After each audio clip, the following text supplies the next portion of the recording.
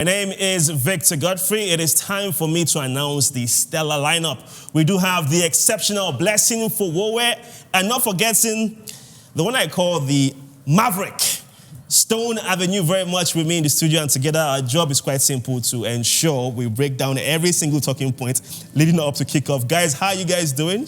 Blessing, looking good? Thank you. But I'm really excited, looking forward to this game. Stone, okay, you're looking good too as well. No. Listen, we have to go back to that shot. She has the best outfit. Yeah, I know, right? It's amazing. All right, let's take a look now at the table, shall we? It's the business of the day. It's the English Premier League, the most exciting football league in the world.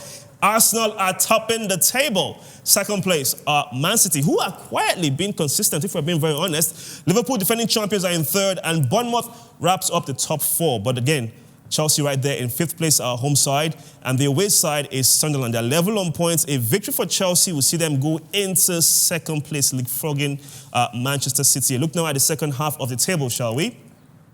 And there you have it. The bottom three is Forest, West Ham United, and Wolverhampton Wanderers. Time is ticking. These teams need to start stepping up their performances to see if they can climb up the table. Now, we are going to go a bit back in time, all right? There's this very famous movie called Back to the Future, but we're going back to the past now. It is 2017, and it is a different time in England as Chelsea, the last time Chelsea played Sunderland. This is a different manager, Antonio Conte. Let's not forget the Nigerian Victor Moses. Yeah, very important. Yeah. Victor Moses was there too, having a wonderful time in Chelsea. So this is a different Chelsea. You have a different manager. You have a lesser goalkeeper in terms of experience. You have an inexperienced defense a little bit, Achimpong and all of that. But then you have a midfield that can also rival those guys. Might not be better, but they can rival Enzo, Casado. You have an attack that, might not be compared. Come ça. Yeah, so there we go. So then, if you look at this Chelsea right now, you might say they are not a better team than the other one. But these are different times. This Chelsea we have seen went to the Club World Cup and won it. And won it. So there you go. They have some fight inside of them. Surprising, because you look at a newly promoted team like Sunderland, who have been away from the Premier League for about 7 years, and you think you'll be so surprised to say that. How are you leveled on points with Chelsea? But then again, just goes on to show you how much of a different team Sunderland have been coming back into the Premier League in terms of their starts, in terms of their approach to games. Both teams have won Everything the is the same number. The only difference here is the goal scored. scored. And I can understand why that is a little different, because, Chelsea have undoubtedly the better attack compared to, what Sunderland have in their attack. But defensively, they have just been solid. It's just been a very good all-round Sunderland team from the beginning. Because I tell you what, if you want to stay back in the Premier League, you have to pick this kind of points. But to see them at this level early on, for me, honestly, I'm surprised. And of course, that is the comparison. But then if you now look at what the odds... Which is what most of us most of us are, really after at this point in time. The odds, so we know what we're doing. Because if we are being serious, it probably tells in a way, accurate. It tells us accurately, what to expect. Because Chelsea have been the most dominant of both sides in this fixtures, particularly playing at home. And guess what? The odds powered by SportyBet is going firmly in the direction of Chelsea here with 1.46 to win, and Sunderland with 7.67. That is not. There's not so much of a gulf in class, but yeah, it's still huge in terms of this difference between both teams at the end of the day. There you have it. The odds obviously favor the Blues, as Stone alluded to the fact that they are actually the world champions. And I can assure you, almost every Chelsea fan would always remind you that they are the world champions. Let's take a look now at the starting 11 and the team news, the formations, if you will, of both managers. We're going to start off with the home side, obviously, Chelsea. They call themselves the pride of London. I know Arsenal will have a thing or two to say about that. However, they are world champions, and they're going a 4-2-3-1 formation. 3 changes from the last side that beat Forest last time out. And Stone, we are seeing the likes of Caicedo right back in the mix. Enzo Fernandez right there as well. And of course, that red card kind of made the likes of Gusto be out of this one. But let me get your thoughts on this. This is a team that should get the job done today against Sunderland, right, Stone? You said something before we started about McGill being that factor, that X factor. Yeah, he's a young lad, by the way. And maybe he has not delivered, but, sometimes you just need one match. That's all you need, okay? So either he steps up or maybe Garnacho steps up in this situation. Garnacho actually had a poor showing last time. Yeah, so one of them. But also the Chelsea midfield, Casado and Enzo Fernandez. Once you have both of them there... We're going to come back to that because you're really digging into the tactical setup of Chelsea, which we'll touch in a few moments. But let's take a look at the away side now. They are called the Black Cats, that is Sunderland. And they have a French manager who was known for his time in the French League on with Lorient. Blessing, 4-2-3-1. But a few changes. I'm seeing 2 changes. Ronaldo is back in that defense. And, of course, you have the likes of Getz. I think it's Gertrude, sorry, is right back there as well in the mix. I don't know. This will definitely change at one point as this game goes on. As a matter of fact, I'm expecting to probably change into a 5-4-1 or a 4-5-1. That's packing the bus. Classic low block here. But Sunderland have gone with 2 changes to the team that defeated Wolves, from the last time out. Omar Alderete is not available. He has, observing concussion protocol, if I could put it that way. So he's missing, and in his place, Renido has come in. What I've seen that he has done here is that Nodi Mukiele, he has moved him from the left-back position, which he played against Wolves, into centre-back to partner with Ballard. Now, that's the flexibility that Mukiele brings into his game, and which is available for the manager to use there. And also in the midfield, he's gone for Gertrude coming in to replace Chris Rigg. Yes, there we go. To replace Chris Rigg. So, like I mentioned, I'd expect this formation to morph into a 5-4-1 when they are defending, because you want to, as much as possible, keep out the attacking firepower that Chelsea has.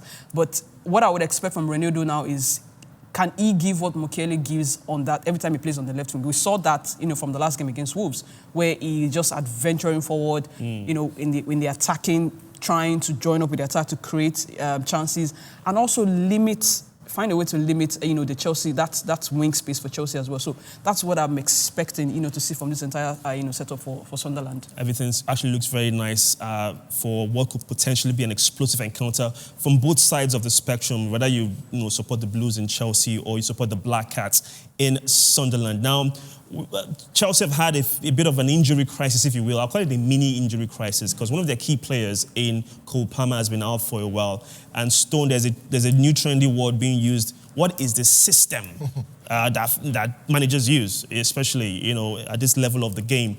We can clearly see here, the lap is out there. He's a wonderful striker, lots of potential. Cole Palmer as well, the best player, if you will, for Chelsea. Let me get your thoughts on this. How will this affect the system and how Chelsea approach the game? Good news is that Casado and Enzo are back in that midfield, but Cole Palmer is a massive blow for them, isn't it? Yeah, so when you look at what Blessing, very, very important. You talked about the low block and parking the bus, okay? So you actually need someone like Cole Palmer to break that down. Yeah. You don't have that person. Very important. Who will replace Palmer? It's not Santos. Now, if you're looking at it, you would say the young Brazilian can come in and do something, Estavio. Okay? Because of his number 10. I'm not saying in terms of a number 10. Okay. I'm saying in terms of that ability to bring the skills, cut in, and actually be unpredictable. Okay? But if I'm looking at this team, and if you look at this Chelsea team, Garnacho has had an issue with end product. Always had that since his time at United, yeah. Yeah, but now, at United, there were a lot of names, so people will mention his name, but it was not that loud. It was a little bit, muffled, because there was a Hoyland that was bought for this, there was a this, that. But now, this is a Chelsea team that, some guys are on injury. So now, his brother is there. Yeah. They're like, do something. So you have a Pedro Neto that he might not dribble so well like that, but he will run and he will give you the cross, he will give you a pass, he will do something. Basically, Pedro Neto is your replacement. Pedro Neto is the guy I look at and I say, this person can make will a produce. difference. I know, bless you, I know you have something to say, but just hold that thought. Hold that thought. We do need to go on the break, of course, but before we do that, let's remind you that today is actually a stark day for us here on Sportslight, because right after our coverage of the English Premier League, we're going all the way to Germany. And welcome back to our studios. This is part of our coverage of the English Premier League, and we do have the Blues in Chelsea at home at Stamford Bridge, taking on the Black Cats in Sunderland. Victor Godfrey, very much in the company of Blessing and Stone. All right, guys, let's take a look at something that I feel is quite interesting. Before I go into much detail, it's a bit of a joke actually. Chelsea wear blue, but they like red. And if you know what I mean, it's a bit of a double meaning. But I won't go into much detail in explaining the joke. I'll let the manager of Chelsea himself, in Enzo Maresca, give us his thoughts on Chelsea's form so far in the English Premier League. Blessing. Yeah. Interesting thoughts from the manager. They like red card, though. I mean, like you mentioned, they wear blue, but they kind of like the affinity for red recently. And Maresca has tried to downplay, that as discipline issue. But honestly, it wouldn't count because how are you just, how many games into the season, only your team has 3 red cards in the Premier League alone. Even the manager has a share of the red card as well. Chop and change here and there. So that's the problem that I think Chelsea has at the moment. Stone, let me get your thoughts on Chelsea's affinity for red cards so far this season. Hopefully that ends today. I mean, it's bad. And we can come to a point where we can give excuses and all this stuff. But at the end of the day, the manager has to put his foot down. Whether it's going to be fined. So hold on, the manager said don't collect red card. Don't collect red now, so we'll find out. See, at the end of the day, he's the one still in charge. So there has to be some kind of fine. And even him, when he gets a red card, he too should pay the fine. So they need to stop this now. Or else it affects them when they are running for the top 4 or running for the title, whatever title is going to be. Oh, hold on. I'm going to ask you a question about that. But now, of course, I was going to ask a funny question as to what are the odds that there will be a red card today, but I think I'll just I'll put that away. I don't think that's going to happen. It's not going to happen. I know, I'm going to put it away. Now, You think so? I don't think it would happen. I think it's going to happen. Well, hold on now. Hold your thoughts, though. Let's get the thoughts of the away manager now in Régis Lebris. Sunderland are hoping to see if they can get a victory, a shock victory over the Blues at the Bridge. Interesting one, though, but Blessing, adding to what he said, they do have an impressive defensive record for a team that just got promoted Newly back promoted after 7 years away from the Premier League. It is really impressive for me how much they've come defensively. How many games? They've played 8 games, and guess what? They have 14 points. Defensively, they have the second best in terms of goals conceded. Joint second best, as a matter of fact, with Manchester City, just behind Arsenal. And knowing that the team has the best save. They have the second best save percentage. That's speaking of the goalkeeper in Ruffs, who has actually been very solid as Ruffs well. has actually been good, yeah. Has been very good. But what I have noticed that I would say is the secret for this impressive defensive record for me is the fact that I feel like Sunderland have learnt from the experiences or from the mistakes, if I should say, of the previous teams that were promoted. And the rest of them. Ipswich Town. Burnley particularly. If you remember Burnley under Vincent Kompany, right? Yeah. When he came to the Premier League, he decided he was going to go all expansive football, attacking football, no need to sit back. I feel like he has learned, and that backfired. So I think like they learned from that. And also the recruitment, the defenders, it felt like they're Premier League ready. Look at someone like Ballard. He brought in Nodi Mukele. Mukele played for Paris Saint-Germain, if you remember. Granit Xhaka also in that defense as well. I mean, you look at Getrida as well. Just players who have the experience, understanding what it means to be. I don't want to say defensively minded, but just to find a way to keep They have a good defensive responsibility. Exactly. And I'm glad you mentioned these names because they're actually going to be a part of the action today as well. So it's going to be an interesting one to see how things turn out between, of course, Chelsea and Sunderland. An impressive defensive record from the Black Cats. As for Chelsea, they'll be hoping to see if they can get all 3 points and continue. They have really impressive form as well of late in the English Premier League. Now, when we return, we're going to go on a quick break. When we return, it's still more. We get the predictions of both Stone and Blessing, as well as guaranteed first 45 between Chelsea and Sunderland. What an incredible finish to this one. I am lost for words. When you say stunned, I am shocked. Blessing, Joyce. I said Joyce. Blessing, Stone. There we go. You're trying to place. It's a shocking thing. Hold on, guys. Let's get something straight. Sunderland just beat Chelsea. Yes. You saw that coming, right? At the Bridge. No, I didn't say that coming. But you said However, so. No, because my prediction said Chelsea to win 2-1. No, leave your prediction. However, when we were watching the game, you said there was a late game for Sunderland. I said there was a late goal in this game, and I won't be surprised if it went the way of Sunderland. And Victor said, no, how is that possible? I said, okay, are you seeing that? Sunderland have camped, Chelsea have camped Sunderland, and it could just be one counter-attack. We'll go past the goalkeeper, Sanchez, for Chelsea. Let's take a look at that goal once again, guys, because there's a lot to dissect. It is Roots 1 football. It's just old school. A long ball in, boom, And then before you know it, wonderful control there from the striker. And then before... Is there a party? Is there a parade going on? But you see, what has happened here is very simple. Chelsea were bamboozled. Chelsea were led amok. Chelsea were led astray. Chelsea were embarrassed. Chelsea were astounded.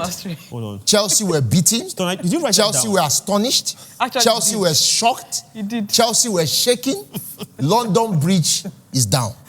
I don't know about the bridge being down, but Stone just... It's down. It's down. I'm telling you, it's down right now. It's down. Write all that down. The tactics of the manager, Regis Lebris, who came to the bridge with one game plan that he executed to near perfection. Can you pronounce that again so that we can get Regis Lebris. What? Regis Lebris, the manager of Sunderland. He wants to learn the pronunciation. Say it one more time. Let's talk about his tactics, shall we?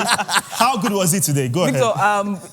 What I noticed was he was happy to cede possession to Chelsea. Like, of course, there are certain teams that when you're playing against as a mid-table team, quote unquote, or newly promoted team. Second place. They're second place now, yes. I mean, I don't say that, to mock them or anything. They're second place now. As a newly promoted side, when you go against certain teams, you'd expect to take the possession. I just want to, as much as possible, not concede so much, which was what he came with this game plan. I mentioned defensive stability. Yet again, it started with a 5-man defense. Every time they are going forward to attack, talking about that, obviously we would love to see those images of how well they defended against Chelsea. Yeah. At that point, Chelsea were chasing what could be the winner. This is a guy that I look at and I call him the Tim Duncan of football, the Mr. Fundamental, because Pedro Neto will not do too much. Yeah. He will just beat the player and cross.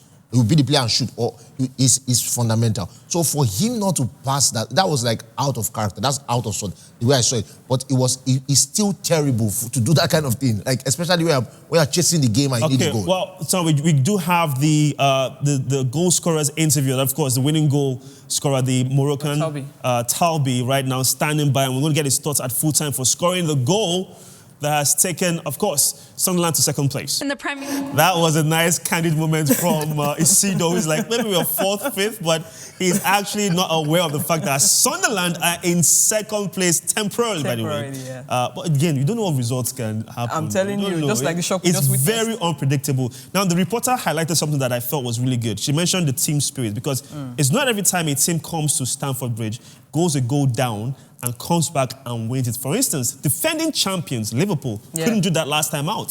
Thoughts on this? I mean, it's just, I think we would credit that in no small measure to the manager, Regis Lebris. I mean, I wanted to do your pronunciation. Regis Lebris. Just understanding that, okay, this is who we are, this is the identity we want to create. We want to create a team that has the synergy, that is stable. Play for each other. Play, exactly. Like, you don't have an individual who is like the face of the team, who is, the key person in the team. Everyone works together.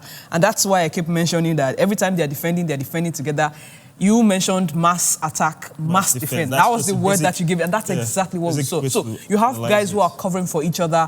Every time they are on the back foot wanting to defend, you are seeing players who are making runs, just running to, covering yards to ensure that they get into position in time. It's just the togetherness, the synergy that comes. And it is surprising for a newly promoted side that has been away from the Premier League for over 7 years, or 7 years. Well, I can assure you they have done it. Nobody saw it coming, and obviously Sunderland have beaten Chelsea at the Bridge. It's even almost really hard to imagine when you even say it. Yeah, obviously, once we get the stats ready, we'll break down the full 90 minutes with the numbers. But again, Stone, it's been an incredible performance for Sunderland. Nobody saw it coming. With all our predictions and permutation, even me personally, I was like, Chelsea wins this game. Of the park, okay?